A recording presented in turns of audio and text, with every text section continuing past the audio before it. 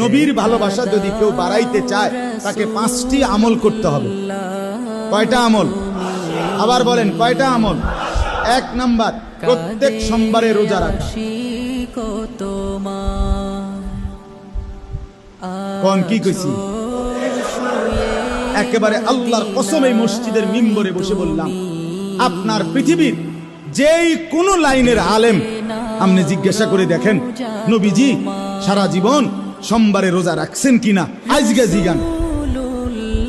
যদি কোন আলেম বলে রাখে নাই, তো আমার বিচার হইব কোম্পানিগঞ্জ বাজারের স্ট্যান্ডে, তাহলে আমার বিচার হবে।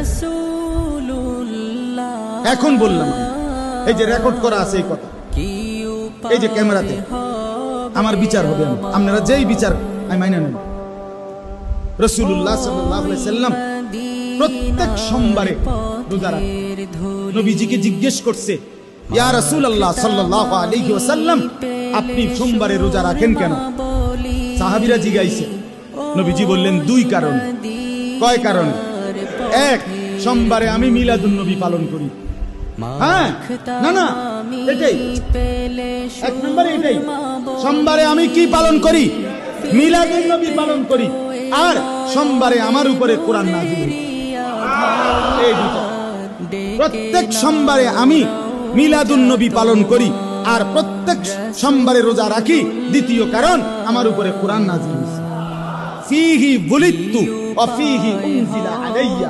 নবীজি বলছে, সোমবারে আমি জন্মগ্রহণ করেছি, যে জন্য এই জন্মগ্রহণ করার কারণে আমার মিলাদ সোমবারে, আমার জন্ম সোমবারে, এই জন্য আমি সোমবারে রোজা রাখি এবং সোমবারে আমার উপরে কোরআন নাজিল হয়েছে, এই জন্য আমি সোমবারে রোজা রাখি।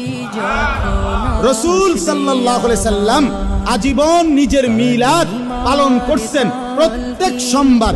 বছরে 1 দিন না, বছরে 1 মাস না, প্রতি বছর 52 সপ্তাহ মিলাদুন নবী পালন করছেন। প্রত্যেক সোমবারে রোজা রাইখা নবী একে তো পালন করছেন প্রতি সোমবারে 52 সপ্তাহ, দ্বিতীয়ত হইল না খাইয়া তিনি নিজের মিলাদ পালন করছেন না খেয়ে, আর আমনে পালন করছেন খাইয়া।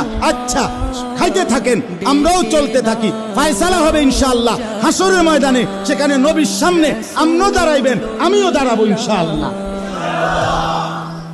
একসাথে দাঁড়াবো দুজন, মনে রাখবেন, একসাথে কথা হবে।